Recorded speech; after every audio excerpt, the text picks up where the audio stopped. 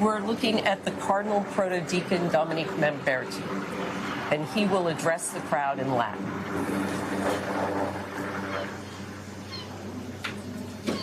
Annuncio vobis gaudium magnum.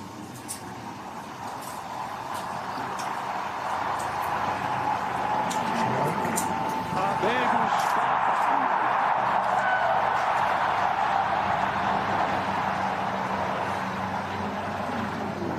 eminentissimum, ac reverendissimum Dominum, Dominum Robertum Franciscum, Sancte Romane Ecclesiae, Cardinalem Prevost.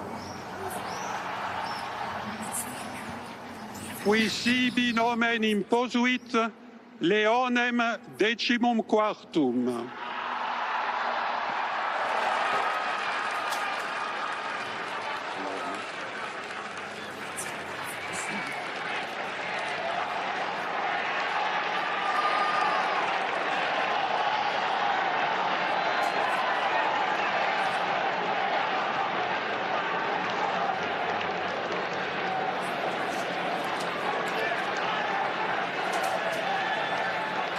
George, are you able to translate and tell us what we just heard? I think we have just heard that the first American has been elected Pope, Cardinal Robert Prevost of the Order of Augustinians. It was impossible to hear what papal name he has taken, so we'll hope we get some clarification from that, on that in a moment.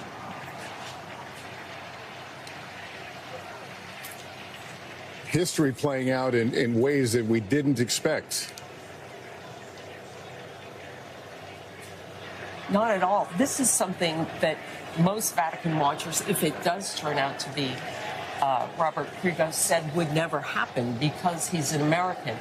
But he is the least American of all the American cardinals, if you will. He spent most of his career in Peru and in Rome. He's a son of Chicago.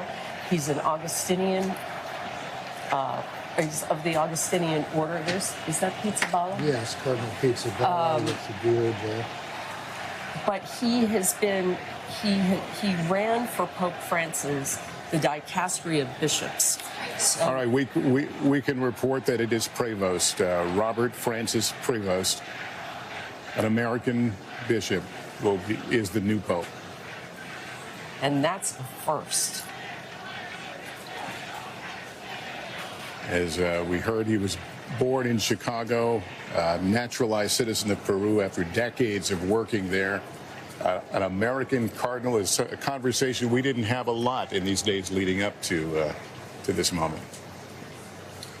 Cardinal Prevost was on, I think, a lot of people's lists as a possible compromise candidate, Lester, someone later in the process.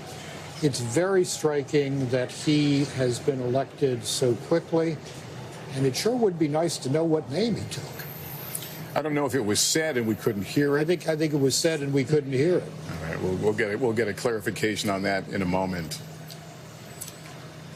But George, you had talked about there was some skepticism about him because he was an American, but you note that, as Anne said, he has spent a tremendous amount of time in Peru. He's got international experience here in Rome.